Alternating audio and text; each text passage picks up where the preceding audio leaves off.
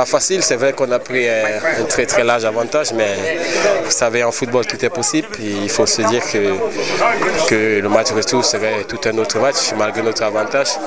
Mais bon, on aura le temps d'y penser au match retour. Présentement, c'est fini ce match. On a un match championnat mercredi. On a déjà la tête à jouer contre Gafsa et le match retour, on aura le temps d'y penser au jeudi. كريم العوضي مع ترجي. هذا الهدف السادس الخامس السادس الليسونسيال الحمد لله يا ربك. يعني مردود كبير اليوم ترجي حسم تنجم اسكو ترجي حسم رسميا معناها تأهل انت يوم؟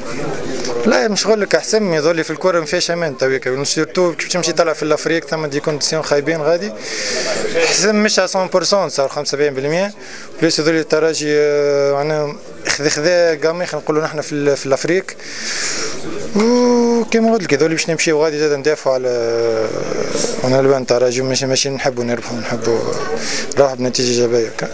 كريم العوضي ريناك في نسخه جديده بخلاف النادي الافريقي كنا نشوفوك اكثر دفاعي في النادي الافريقي في نسخه الترجي نشوفوك في الدوزيام بال في الاتاك ودوزيام بال في الديفونس. سي هذول الرول نتاعي تويك قدام الزوز بيفوات تصور واحد قاعد يخدم على روحه وان بليس الحمد لله ربي واحد هذول فيزيكمون حاضر هو اللي يخليه يعمل يخدم الرول هذايا. ان شاء الله ربي معك.